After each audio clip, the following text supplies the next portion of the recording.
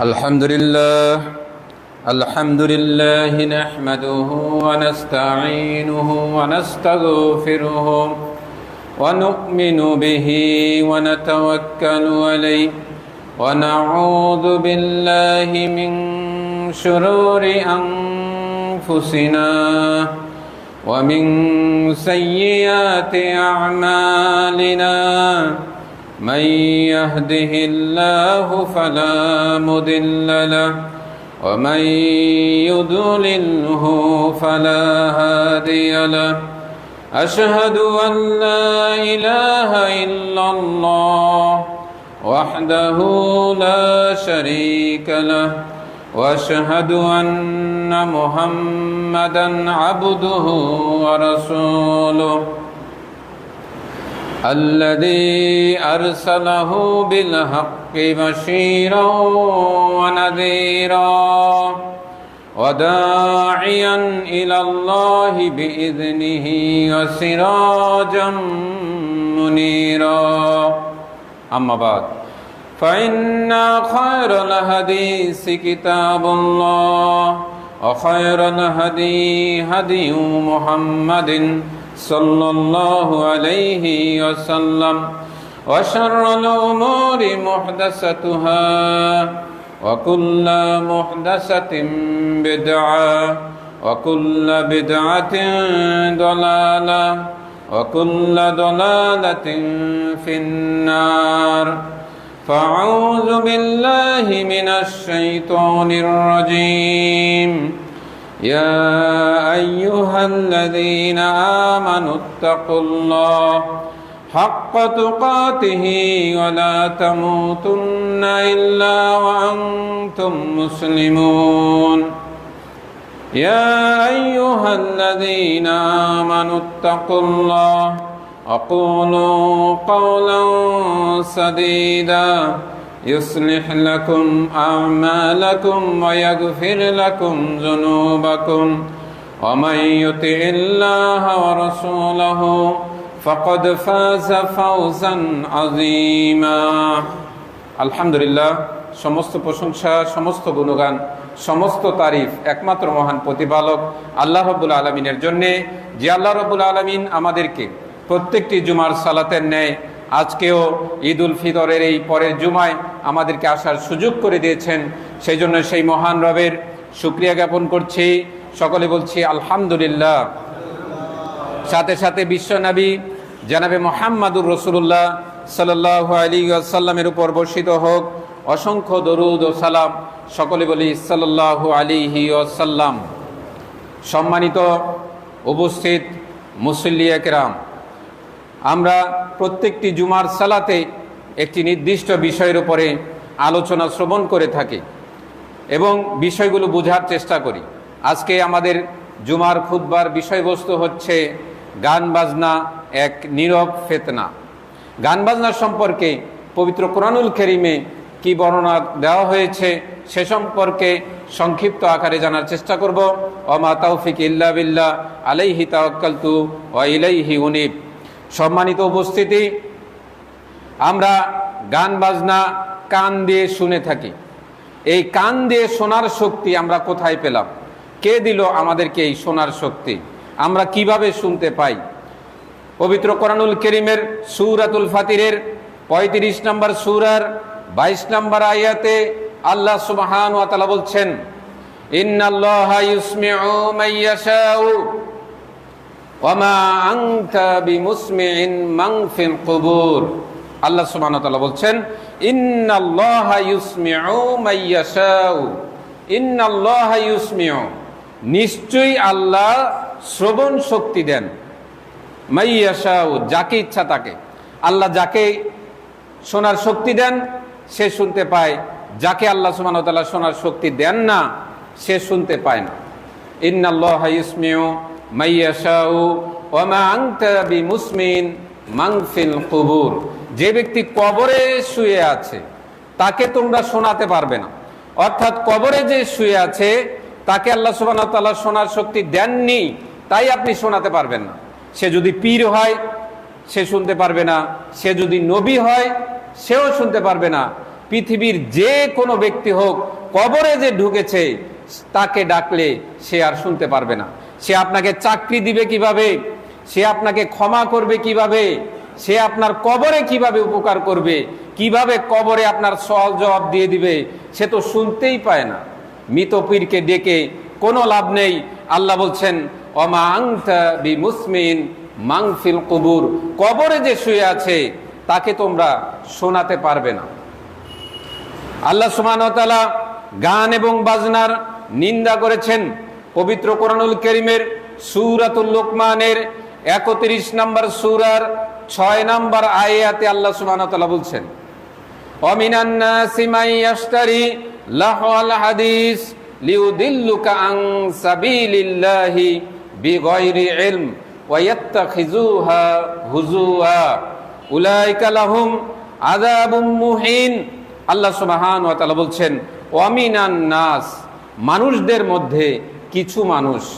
নাস শব্দের অর্থ হচ্ছে মানুষ। বাউল শিল্পী থাকলে নাচ শব্দের অর্থ আবার নাচ বুঝতে পারে। নাচ শব্দের অর্থ হচ্ছে মানুষ। অমিনান নাস, মানুষের মধ্য থেকে কিছু মানুষ। মাইয়াস্তারি লাহওয়াল হাদিস, তারা ক্রয় করে লাহওয়াল হাদিস, অসার বাক্য।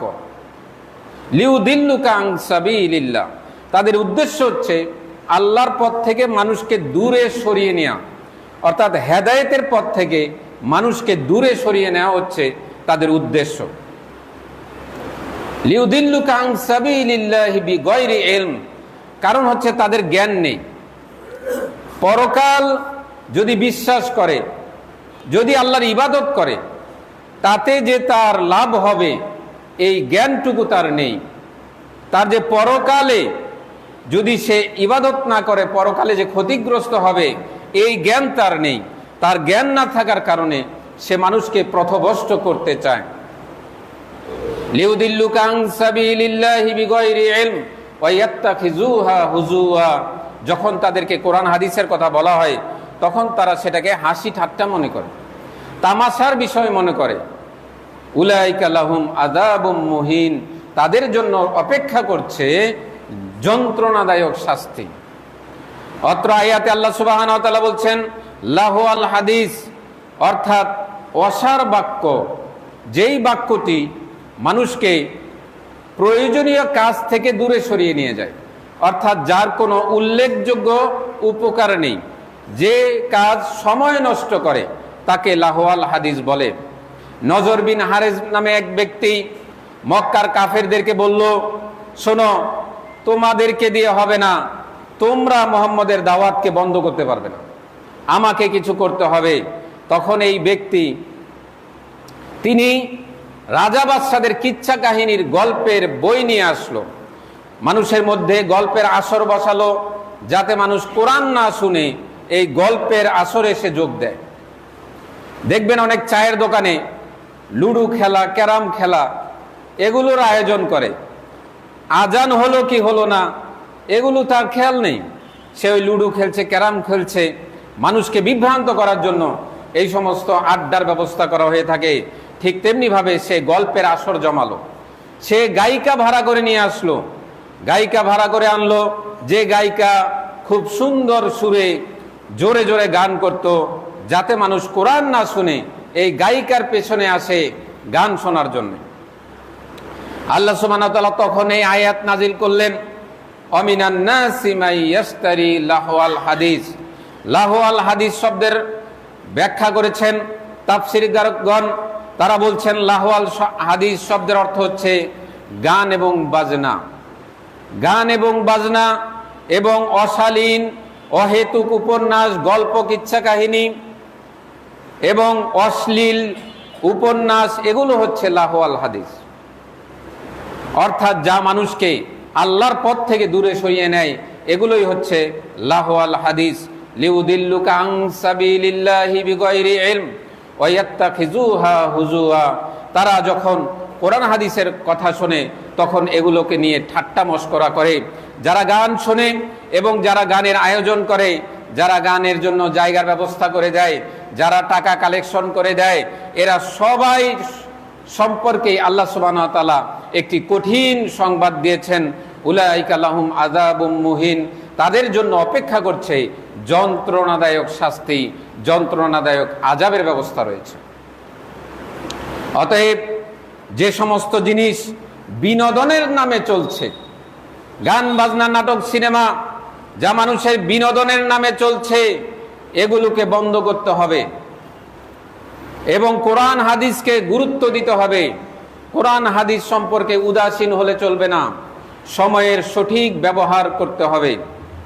আল্লাহ সুবহানাহু ওয়া তাআলা কোরআন নাজিল করেছেন, সেই দিকে আমরা যাই না, অথচ নতুন কি গান এসেছে, নতুন কি সিনেমা এসেছে, নতুন কি গেমস এসেছে, যুবকরা আজকে এইগুলোর খবর রাখে, অথচ কোরআনের খবর রাখে না। আল্লাহ সুবহানাহু ওয়া তাআলা পবিত্র কোরআনুল কারীমের সূরাতুল জুমারের 39 নম্বর সূরার 23 নম্বর আয়াতে আল্লাহ সুবহানাহু ওয়া তাআলা বলছেন, আল্লাহু নাজ্জালা আহসানাল হাদিস, আল্লাহ সুবহানাহু ওয়া তাআলা নাজিল করেছেন সবচাইতে উত্তম বাণী। সুবহানাল্লাহ, এই কোরআন হচ্ছে উত্তম বাণী। কোরআনের প্রতিটি আয়াত একটি আরেকটির সাথে সাদৃশ্যপূর্ণ।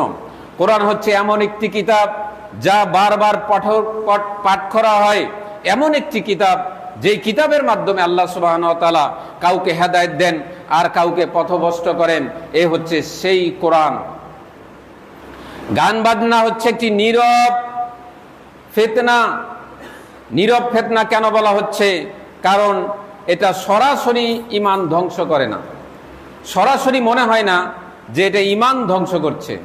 এটা মানুষের অজান্তেই মানুষের ঈমান, মানুষের চিন্তা চেতনায়, মানুষের আমলের মধ্যে ক্ষতিকারক এবং মানুষের আমলের ক্ষতি করে থাকে।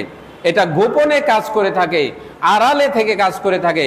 সরাসরি দেখলে বোঝা যায় না যে গান বাজনার মানুষের ক্ষতি করছে। এটা বিনোদনের নামে চলছে। এটা হচ্ছে গান বাজনার হচ্ছে একটা নীরব ফিতনা। ফিতনা শব্দের অর্থ হচ্ছে পরীক্ষা অথবা এমন কোনো বিষয় যা মানুষকে আল্লাহ সুবহানাহু ওয়া তাআলার পথ থেকে দূরে সরিয়ে নিয়ে যায়, এটা হচ্ছে ফিতনা। গান বাজনা হচ্ছে একটি নীরব ফিতনা। যারা গান বাজনা করে তারা হারামের মধ্যে জড়িত, হারাম কাজে তারা জড়িয়ে আছে। পবিত্র কোরআনুল কারীমের সূরাতুল সদের 38 নম্বর সূরার 75 নম্বর আয়াতে আল্লাহ সুবহানাহু ওয়া তাআলা বলছেন, যখন সমস্ত ফেরেশতাদেরকে আল্লাহ সুবহানাহু ওয়া তাআলা বললেন যে আদমকে সেজদা করো, তখন সবাই সেজদা করলো, শুধু ইবলিস সেজদা করলো না। আল্লাহ সুবহানাহু ওয়া তাআলা তাকে জিজ্ঞাসা করলেন, মা মানাকা আন তাসজুদা লিমা খলাকতু বিয়াদাইয়া, হে ইবলিস, মা মানাকা, তোমাকে কিসে বাধা প্রদান করলো? তোমাকে কোন জিনিস বাধা দিল? তুমি কেন আদমকে সেজদা করলে না? মা মানাকা আন তাসজুদা লিমা খলাকতু বিয়াদাইয়া, যাকে আমি আমার 2 হাত দিয়ে সৃষ্টি করেছি, তাকে তোমাকে সেজদা দিতে কিসে বাধা প্রদান করলো? সে জবাবে বলল, কোরআনুল কারীমের সূরাতুল সদের 38 নম্বর সূরার 76 নম্বর আয়াতে বলছেন, আল্লাহ সুবহানাহু ওয়া তাআলা ইবলিসের কথাটাকে তুলে ধরেছেন। সে বলেছিল, আনা খায়রুম মিনহু, আমি তো তার চেয়ে শ্রেষ্ঠ। অর্থাৎ আদম থেকে ইবলিস দাবি করছে যে আদম থেকে আমি হচ্ছি শ্রেষ্ঠ। আনা খায়রুম মিনহু খলাকতানি মিন নার, আমাকে সৃষ্টি করা হয়েছে আগুন থেকে। অখলাকতাহু মিন তিন, আর আদমকে সৃষ্টি করেছো মাটি থেকে। আগুন হচ্ছে উপরের দিকে যায় আর মাটির গতি হচ্ছে নিচের দিকে, অতএব আগুন হচ্ছে শ্রেষ্ঠ, আমি তার চেয়ে শ্রেষ্ঠ, তাহলে আমি তাকে কিভাবে সেজদা করি? তার যুক্তি হচ্ছে এটা। আল্লাহ সুবহানাহু ওয়া তাআলা ইবলিসকে বিতাড়িত করে দিলেন। আল্লাহ সুবহানাহু ওয়া তাআলা বললেন পবিত্র কোরআনুল কারীমের সূরা বানী ইসরাঈলের 17 নম্বর সূরার 64 নম্বর আয়াতে বলা হয়েছে, ওয়াস্তাগজিস মানিস্তাতাতুম বিসাউতিকা, ওয়াস্তাগজিস, তুমি বিভ্রান্ত করো, পথভ্রষ্ট করো, অস্তাগজিস মানিস্তাতুম, তুমি যাকে পারো, মিনহুম তাদের মধ্য থেকে মানুষদের মধ্য থেকে তুমি যাদেরকে পারো তাদেরকে তুমি বিভ্রান্ত করো, পথভ্রষ্ট করো। কিসের মাধ্যমে? বিসৌতিকা, তোমার কণ্ঠের মাধ্যমে। তাহলে শয়তানের কণ্ঠটা হচ্ছে শয়তানের একটা অস্ত্র, যেটা দিয়ে সে মানুষকে বিভ্রান্ত করবে, পথভ্রষ্ট করবে। বিসৌতিকা, এটা হচ্ছে শয়তানের আওয়াজ। বিসৌতিকার তাফসীর হচ্ছে, বিসৌতিকা মানে হচ্ছে গান এবং বাজনা। বিসৌতিকা মানে হচ্ছে অশ্লীল কথাবার্তা বলা, অশ্লীল কথাবার্তা বলা, নোংরা কথাবার্তা বলা, খারাপ কথাবার্তা বলা, খারাপ গালি দেওয়া, এগুলো হচ্ছে বিসৌতিকা।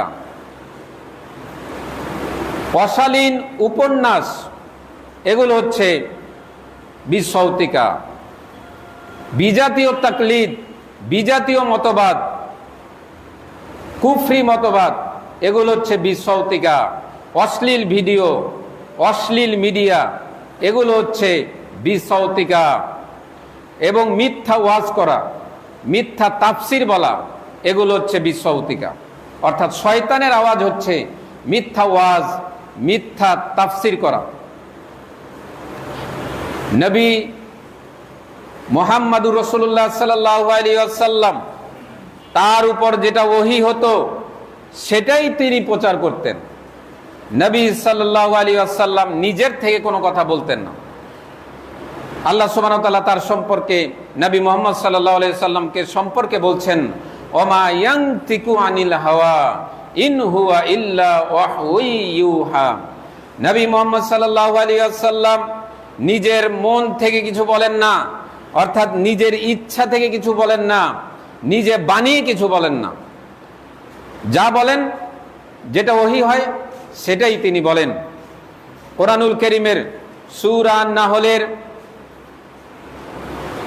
আল্লাহ সুবহানাহু ওয়া তাআলা বলছেন, ফাহাল আলার রাসূলি ইল্লাল বালাগুল মুবিন। রাসূলদের দায়িত্ব হচ্ছে স্পষ্ট বাণী মানুষের কাছে পৌঁছে দেওয়া। কোরআনুল কারীমের সূরা আন-নাহলের 16 নম্বর সূরার 35 নম্বর আয়াতে আল্লাহ সুবহানাহু ওয়া তাআলা বলছেন, ফাহাল আলার রাসূলি, রাসূলদের দায়িত্ব হচ্ছে স্পষ্ট বাণী মানুষের কাছে পৌঁছে দেওয়া। নবী এবং রাসূলদের দায়িত্ব হচ্ছে স্পষ্ট কথা মানুষের কাছে পৌঁছে দেওয়া। কেউ মানলো, কে মানলো না, এটা দেখার দায়িত্ব নবীদের নয়। কে অনুসরণ করলো, কে অনুসরণ করলো না, এটা দেখার দায়িত্ব নবীদের নয়। হেদায়েতের দায়িত্ব নবীদের নয়, যে তিনি কাউকে বলে হেদায়েত দিয়ে দিবেন, এটা নবীদের দায়িত্ব নয়। নবীদের দায়িত্ব হচ্ছে পৌঁছে দেওয়া, হেদায়েতের দায়িত্ব হচ্ছে আল্লাহ সুবহানাহু ওয়া তাআলা। আল্লাহ যাকে ইচ্ছা হেদায়েত দান করবেন, এটা নবীদের উপরে দায়িত্ব দেওয়া হয়নি। তাহলে আপনি স্পষ্ট বাণী পৌঁছে দিতে আপনার সমস্যা কোথায়? এই সমাজে ওয়াজের নামে মিথ্যা কিচ্ছা কাহিনী চলে, তাফসিরের নামে মিথ্যা কিচ্ছা কাহিনী চলে, পীরের ফজিলত, বাঘের কিচ্ছা, কুমিরের কিচ্ছা, কোন পীর কুমিরের পিঠে চড়ে এসেছে, কোন পীর বাঘের পিঠে এসেছে, কোন কুকুর একজন পীরকে পীর বানিয়ে দিচ্ছে একজন ব্যক্তিকে। এগুলো হচ্ছে কিচ্ছা কাহিনী। জঙ্গলে বছরকে বছর পার করে দিয়েছে, এই সমস্ত কিচ্ছা কাহিনী শুনিয়ে মানুষকে বিভ্রান্ত করা হয়, পথভ্রষ্ট করা হয়। এগুলো হচ্ছে সব হচ্ছে বিসৌতিকা, শয়তানের আওয়াজ। অথচ মানুষ এদের আলোচনা শুনছে, এদের কথাকে মূল্যায়ন করছে। এদের কথাকে মূল্যায়ন করতে গিয়ে মানুষ তার ঈমান হারিয়ে ফেলছে। তখন মানুষ মানুষের পিছনে ছুটছে, মানুষ হয়ে আরেকজন মানুষকে পীর মেনে অনেকজন মানুষের আনুগত্য করছে, সে যা বলছে তার অনুসরণ করছে। এই মিথ্যা ওয়াজ, মিথ্যা তাফসির সমাজ থেকে বিতাড়িত করতে হবে, বন্ধ করতে হবে, মানুষকে সতর্ক করতে হবে। এগুলো হচ্ছে বিসৌতিকা, শয়তানের আওয়াজ। আল্লাহ সুবহানাহু ওয়া তাআলা এ সম্পর্কে মানুষকে সাবধান করেছেন। পবিত্র কোরআনুল কারীমের সূরা আন-নাজমের 53 নম্বর সূরার 59 থেকে 61 নম্বর আয়াতে বলছেন, আফামিন হাযাল হাদিসি তাজাবুন ওয়া তাযহাকুনা ওয়া লা তাবকুন ওয়া আনতুম সামিদুন। আল্লাহ সুবহানাহু ওয়া তাআলা বলছেন, আফামিন হাযাল হাদিসি তাজাবুন, আফামিন হাযাল হাদিসি তাজাবুন, তোমরা এখনো আশ্চর্য বোধ করছো কোরআন নিয়ে? কোরআনের আয়াত শুনলে কাফেরেরা তারা আশ্চর্য হয়ে যেত, তারা সন্দেহ করত এটা কি আল্লাহর বাণী না মুহাম্মদ সাল্লাল্লাহু আলাইহি সাল্লামের বাণী।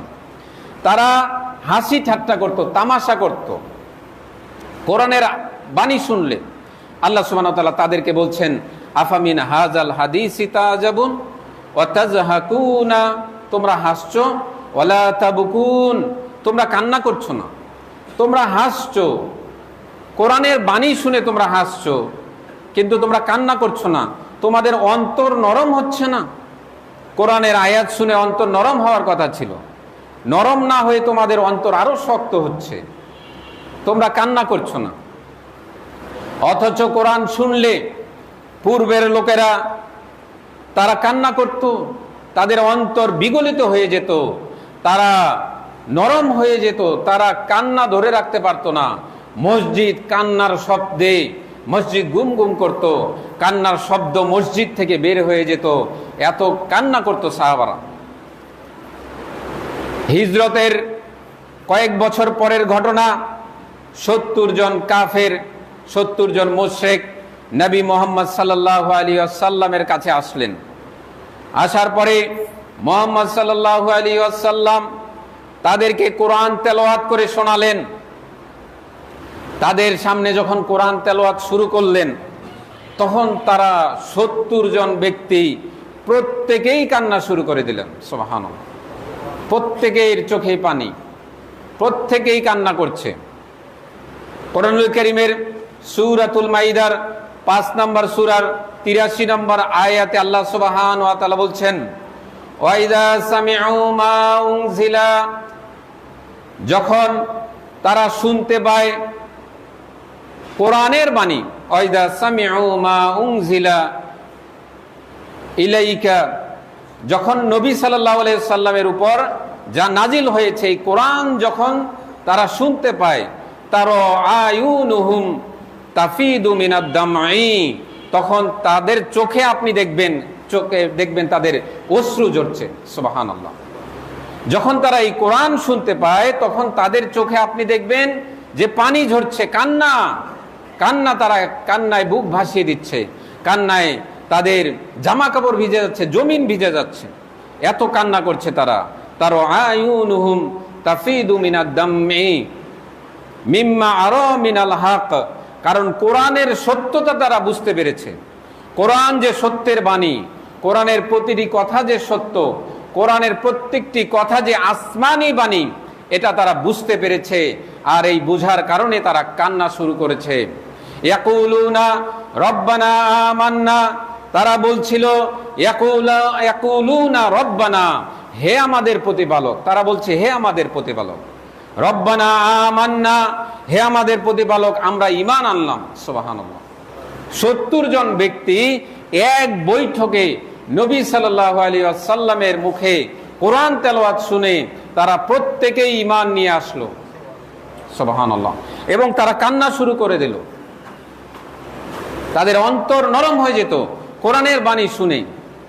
আজকে সেই কোরআন তো এখনো আছে, কিন্তু আমরা কোরআন শুনে কান্না করি না, কারণ কোরআনের অর্থ বুঝার চেষ্টা করি না। আমরা অনেকেই আছে আমরা কোরআন তেলাওয়াত করতে পারি না, অনেক মনে করি যে আমার বয়স হয়ে গেছে, এখন কি কোরআন তেলাওয়াত করা বা কোরআন শিখা সম্ভব? এখন তো শিখবে আমার নাতিরা, এখন শিখবে আমার সন্তানেরা, আমি কিভাবে এখন কোরআন শিখব? আমার সময় কোথায়?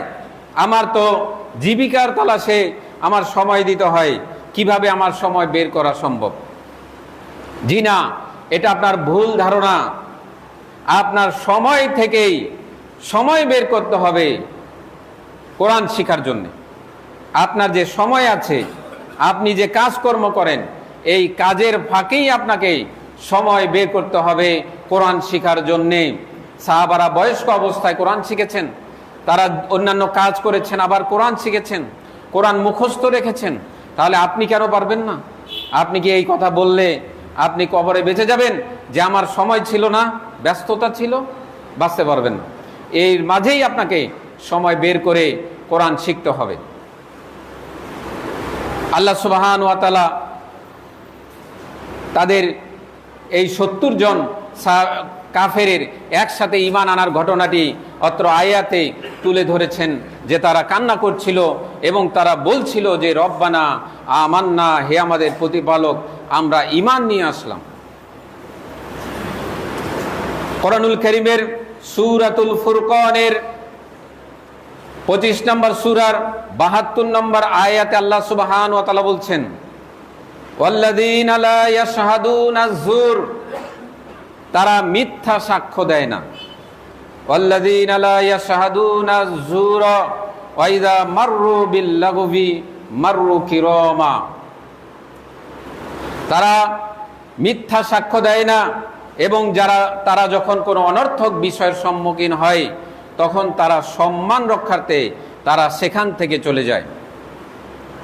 ওয়াল্লাযীনা লা ইয়াশহাদুনা আয-যুর, যুর শব্দের অর্থ হচ্ছে মিথ্যা কথা বলা, মিথ্যা সাক্ষ্য দেওয়া, মিথ্যা মামলা দেওয়া, জাল দলিল তৈরি করা, কুফরি বিদাতি শিরকি অনুষ্ঠানে উপস্থিত হওয়া, গান বাজনার অনুষ্ঠানে উপস্থিত হওয়া, হিন্দুদের মন্দিরে গিয়ে তাদের অনুষ্ঠানে উপস্থিত হওয়া, বৌদ্ধদের অনুষ্ঠানে তাদের অনুষ্ঠানগুলোতে উপস্থিত হওয়া, গান বাজনার অনুষ্ঠানে উপস্থিত হওয়া, চায়ের দোকানে দেখবেন বড় টেলিভিশন লাগিয়ে লোকজনকে চা খাওয়ার জন্য ব্যবস্থা করছে, মানুষ গান শুনছে অথবা নাটক সিনেমা দেখছে এবং চা খাচ্ছে এবং সেখানে বসে গল্পগুজব করছে।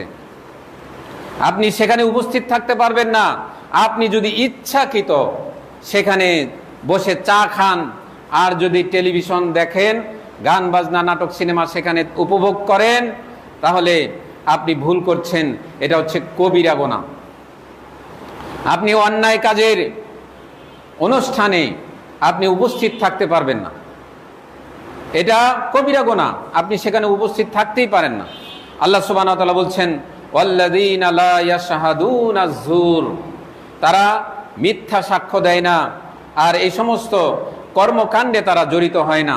ওয়াইযা মাররু বিল-লাগবি, লাগবি মানে হচ্ছে অনর্থক বিষয়, অনর্থক কাজ, ফাহশা কাজ, অশ্লীল কাজ, এগুলো হচ্ছে লাগবি। অর্থাৎ যখন কোনো ব্যক্তি আপনার সাথে ঝগড়াঝাটি করতে আসছে, অথবা আপনাকে গালাগালি করছে, অথবা আপনার সাথে মারামারি করতে আসছে, তখন আপনি আপনার সম্মান রক্ষার্থে ওয়াজা মাররু বিল-লাগবি মাররু কিরামা, আল্লাহ সুবহানাহু ওয়া তাআলা বলছেন তাদের কিরমা সম্মান রক্ষার্থে তারা সেখান থেকে চলে যায়। আপনি ঝগড়ার পরিবর্তে ঝগড়া করবেন না, আপনার ব্যবহার দিয়ে, আপনার আখলাক দিয়ে, আপনার চরিত্র দিয়ে আপনি তাদেরকে জবাব দেবেন। আপনি তাদের সাথে উত্তম আচরণের মাধ্যমে তাদেরকে জবাব দিবেন। তারা অশালীন বাক্য বলছে ঝগড়ায় আর আপনিও অশালীন মন্দ কথা বলছেন, এটা আপনার জন্য শোভা পায় না। একজন আপনাকে গালি দিচ্ছে বলে আপনিও তাকে পাল্টা গালি দিবেন, তার চেয়ে আরো কঠিন করে গালি দিবেন না, এটা হবে না। আপনাকে শালীনতা বজায় রাখতে হবে। যারা দাওয়াতি কাজ করবেন, যারা সমাজে ইসলামের প্রচার প্রসার করবেন, তারা ধৈর্যশীল হতে হবে। আপনার সম্মান আপনাকে রক্ষা করতে হবে। অনেক সময় মানুষ ইচ্ছাকৃতভাবে আপনার সাথে ঝগড়া করতে আসতে পারে, আপনি নিজের সম্মান সেখানে রক্ষা করতে হবে। আপনি তাদের সাথে তাদের মতো করে ঝগড়া করা যাবে না, ঝগড়া থেকে আপনি বেঁচে আসতে হবে এবং অশালীন অশ্লীল বিষয় যদি থাকে সেখানে আপনি থাকবেন না, সেখানে উপস্থিত থাকবেন না। অশালীন কোনো গান বাজনার আসর অথবা কোনো মিথ্যা কোনো মামলাতে আপনি সাক্ষী হবেন না। অনেকে আছেন যারা মিথ্যা মামলা হয় সেখানে সাক্ষী হিসাবে থাকেন, এটা আপনার জন্য অন্যায়, আপনি মিথ্যা সাক্ষ্য দিতে পারেন না। অনেকে আছেন জমির কাগজপত্র জাল করে কিছু টাকা পাওয়ার আশায় জমির জাল কাগজপত্র তৈরি করে সেগুলো বিক্রি করে থাকেন, অনেকে আছেন। এর মধ্যে অনেকে আছেন কোটি টাকার মালিক, কোটি কোটি টাকার মালিক, অনেক অনেক জায়গা আছে, ওই ব্যক্তিও যদি সুযোগ পায় অন্যের জায়গার জাল কাগজ তৈরি করে সেও বিক্রি করে দেয়। আছে, মসজিদের সভাপতিও হতে পারেন, মসজিদের মুসল্লিও হতে পারেন, যে কেউ হতে পারেন, অর্থের লোভ কার না আছে। তো এই সমস্ত কাজে মুসলিমরা জড়িত হবে না। আল্লাহ সুবহানাহু ওয়া তাআলা বলছেন, ওয়াল্লাযীনা লা ইয়াশহাদুনা যুর, যারা মিথ্যা সাক্ষ্য দেয় না এবং এই মিথ্যা থেকে যারা বেঁচে থাকে। আল্লাহ সুবহানাহু ওয়া তাআলা পবিত্র কোরআনুল কারীমের সূরাতুল আনামের 6 নম্বর সূরার 119 নম্বর আয়াতে বলছেন, ওয়া ইন তুতি আকসারু মান ফিল আরদি ইউদিল্লুকা আন সাবিলিল্লাহ। আল্লাহ সুবহানাহু ওয়া তাআলা নবী মুহাম্মদ সাল্লাল্লাহু আলাইহি ওয়াসাল্লামকে বলছেন, ওয়া ইন তুতি আকসারু মান ফিল আরদি, তুমি যদি জমিনে বসবাসকারী, পৃথিবীতে অবস্থানকারী বেশিরভাগ মানুষের যদি অনুসরণ করো, তুমি নবী হলেও তুমি তাদের মতোই পথভ্রষ্ট হয়ে যাবে। ওয়া ইন তুতি আকসারু মান ফিল আরদি ইউদিল্লুকা আন সাবিলিল্লাহ, তোমাকে তারা পথভ্রষ্ট করে দেবে, আল্লাহর পথ থেকে তোমাকে সরিয়ে দেবে। চিন্তা করেন, নবী হওয়ার পরেও যদি তিনি বেশিরভাগ মানুষের অনুসরণ করেন, তাহলে নবী মুহাম্মদ সাল্লাল্লাহু আলাইহি ওয়াসাল্লাম পথভ্রষ্ট হয়ে যাবে। নবী হওয়ার পরেও, তার উপর ওহী হওয়ার পরেও তিনি পথভ্রষ্ট হয়ে যাবেন। কেন? যদি বেশিরভাগ মানুষের অনুসরণ করেন। আজকে আপনার আমার মেয়েরা, তারা অন্য একটি মেয়ে কি ড্রেস পরেছে, কিভাবে চলাচল করে, একটা মেয়ে কিভাবে পোশাক পরে, সেগুলো নকল করে, কপি করে। একটা নায়িকা কিভাবে চলে, সেও সেভাবে চলতে যায়। একটা পাশের একটি মেয়ে কিভাবে চলে, সেভাবে চলতে চায়।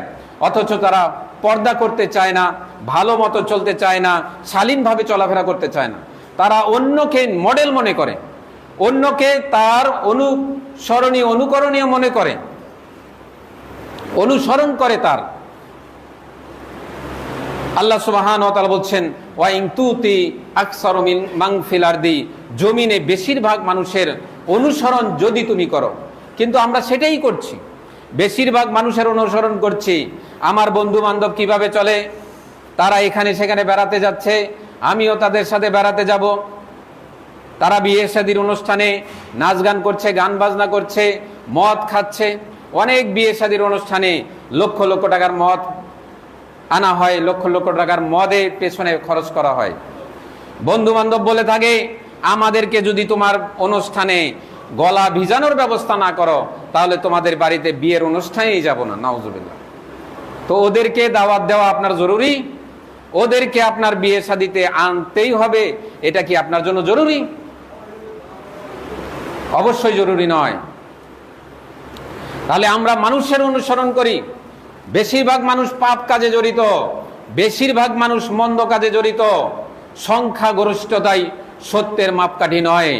জনপ্রিয়তা, লোক সংখ্যা বেশি হলেই সেটা সত্যের মাপকাঠি নয়। অনুসারী বেশি হলেই সেটা সত্যের মাপকাঠি নয়। একটা দলের যদি অনুসারী বেশি হয়, তাহলে কি সেটা সত্য হয়ে যাবে? যদি কোনো পীরের মুরিদদের সংখ্যা বেশি থাকে, তাহলে সেই পীর কি সত্যের মাপকাঠি? কোনো দল যদি, সেই দলের যদি লোক সংখ্যা বেশি থাকে, সেটা কি সত্যের মাপকাঠি হবে? কখনোই হবে না।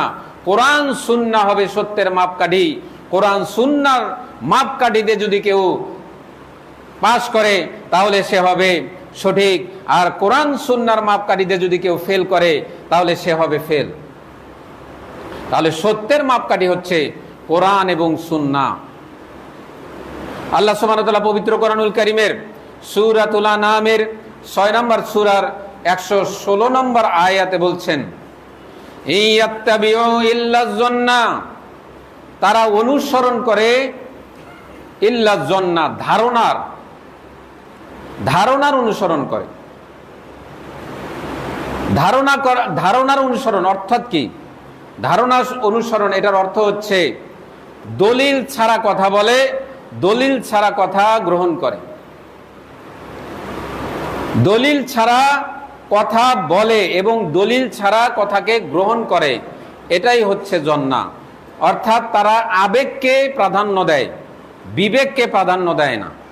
তারা খেয়াল খুশিকে ধর্ম মনে করে। একজন মিতের বাড়ি তার বাপ মা মারা গেছে, সে 4 দিনের খরচ 40 দিনে খরচ করবে। সে কেউ বাধা দিলে শুনবে না, নিষেধ করলেও শুনবে না। কেন?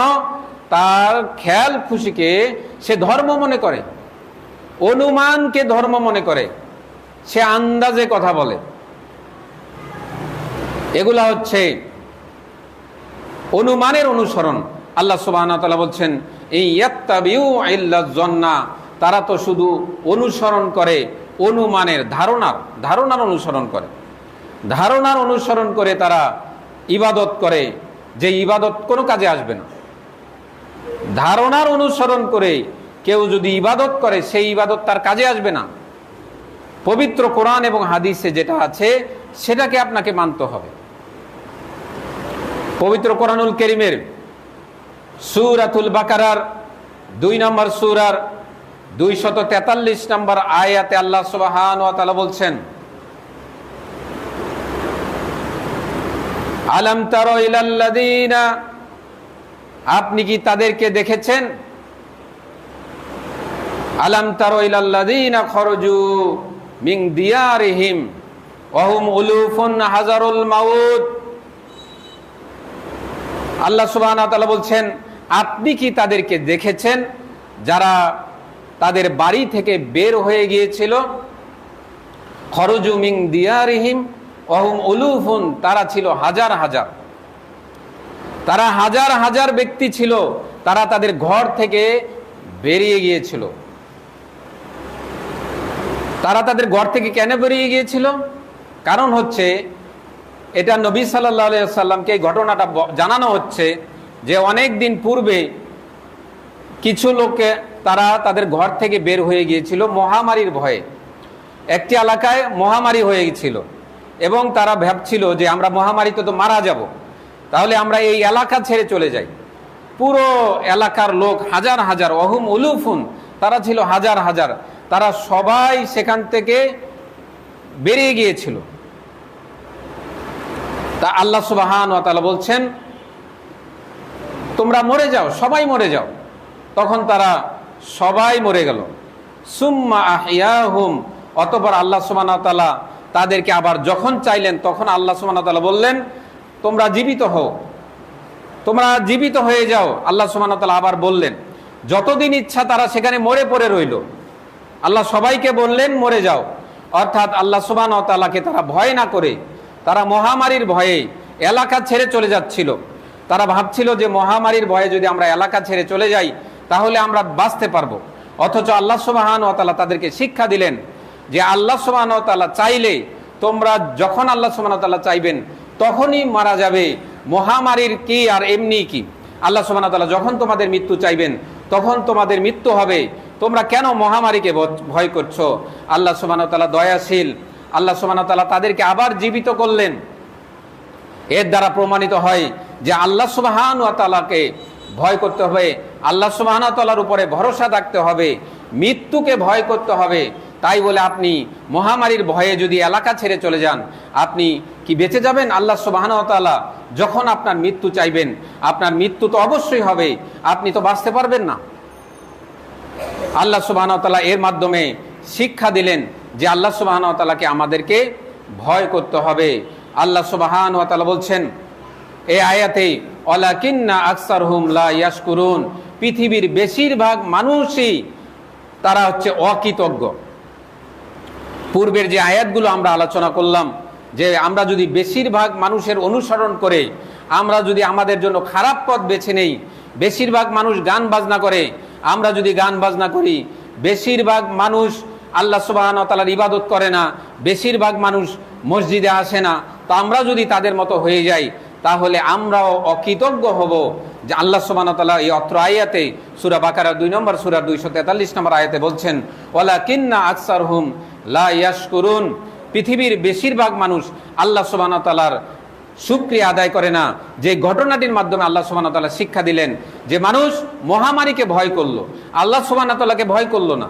তারা এলাকা ছেড়ে দিল মহামারীর ভয়ে, অথচ তারা আল্লাহ সুবহানাহু ওয়া তাআলার কে ভয় করলো না, আল্লাহ সুবহানাহু ওয়া তাআলার ইবাদত করলো না, আল্লাহ সুবহানাহু ওয়া তাআলার ইবাদতে মনোযোগ দিল না, আল্লাহ সুবহানাহু ওয়া তাআলাকে বেশি বেশি ডাকলো না, তারা মহামারীকে ভয় করলো। আল্লাহ সুবহানাহু ওয়া তাআলা এই জন্য বলছেন ওয়ালাকিন্না আকসারহুম লা ইয়াশকুরুন, পৃথিবীর বেশিরভাগ মানুষ আল্লাহ সুবহানাহু ওয়া তাআলার শুকরিয়া আদায় করে না, আল্লাহ সুবহানাহু ওয়া তাআলার কৃতজ্ঞতা প্রকাশ করে না। মানুষ যখন সিয়ামের মাস চলে গেল তখন দেখা গেল যে আমাদের মধ্যে ইবাদতের এক ধরনের অলসতা চলে এসেছে। আমরা বিভিন্ন জায়গায় বেড়াতে চলে যাচ্ছি, কেউ কক্সবাজার, কেউ ইন্ডিয়াতে, কেউ পাকিস্তান, কেউ বা আরো সিঙ্গাপুর, আরবে বা আমেরিকাতে আমরা ঘুরতে চলে যাচ্ছি, বেড়াতে চলে যাচ্ছি। আমরা ইবাদত ছেড়ে দিয়েছি, আমরা অলসতা আমাদের মধ্যে এসে গেছে। কেন? যখন ঈদ চলে এসেছে, ঈদের আনন্দে আমাদের সেই রাত জাগার যে অভ্যাস ছিল সেটা চলে গেছে, ইবাদতের যে অভ্যাস ছিল সেটা চলে গেছে, 5 ওয়াক্ত সালাতের আদায়ের যে অভ্যাস ছিল সেই ঈদের খুশিতে সব চলে গেল। এই জন্য আল্লাহ সুবহানাহু ওয়া তাআলা কোরআনুল কারীমের সূরাতুল জুমআহ ৬২ নম্বর সূরার 11 নম্বর আয়াতে আল্লাহ সুবহানাহু ওয়া তাআলা বলছেন ওয়া ইযা রাআউ তিজারাতান, যখন তারা দেখে ব্যবসা বাণিজ্য, আও লাহওয়ানিন ফাদ্দু ইলাইহি ওয়া তারকুকা কায়িমা কুল মা ইনদাল্লাহি খায়রুম মিনাল্লাহি ওয়া মিনাত তিজারা আল্লাহু খায়রুর রাযিকিন। আল্লাহ সুবহানাহু ওয়া তাআলা বলছেন যখন তারা দেখে ব্যবসা বাণিজ্য অথবা ক্রয় বিক্রয়, তখন তারা আপনাকে দাঁড়ানো অবস্থায় রেখে, নবী সাল্লাল্লাহু আলাইহি ওয়াসাল্লাম মসজিদে তিনি সালাত আদায় করাচ্ছেন, মসজিদে জুমার খুতবা দিচ্ছেন, মসজিদে দাঁড়িয়ে নবী সাল্লাল্লাহু আলাইহি ওয়াসাল্লাম খুতবা দিচ্ছেন। এমন সময় একটা ব্যবসায়িক কাফেলা মদিনার বাজারে চলে এসেছে। মদিনার বাজারে যখন একটা ব্যবসায়িক কাফেলা এসেছে, তখন জুমার সময় ছিল, নবী সাল্লাল্লাহু আলাইহি ওয়াসাল্লাম দাঁড়িয়ে খুতবা দিচ্ছেন। এমন সময় মসজিদে এই খবর চলে গেল যে মদিনার বাজারে একটা ব্যবসায়িক কাফেলা এসেছে, অনেক পণ্য নিয়ে, অনেক কিছু পাওয়া যাবে, অনেক কিছু সস্তায় পাওয়া যাবে, অনেক কিছু নতুন নতুন কিনতে পারবে। তখন মানুষ মসজিদে নবী সাল্লাল্লাহু আলাইহি সাল্লামকে খুতবায় দাঁড়িয়ে রেখে মসজিদ থেকে অল্প কিছু সংখ্যক বাদে সবাই মসজিদ থেকে বের হয়ে সেই কাফেলার কাছে চলে গেল। নাউজুবিল্লাহ, সবাই চলে গেল। আল্লাহ সুবহানাহু ওয়া তাআলা বলছেন আপনাকে দাঁড়িয়ে রেখে তারা মসজিদ থেকে বের হয়ে গেল। কেন? তারা ব্যবসায়িক পণ্য ক্রয় করবে, এই উদ্দেশ্যে।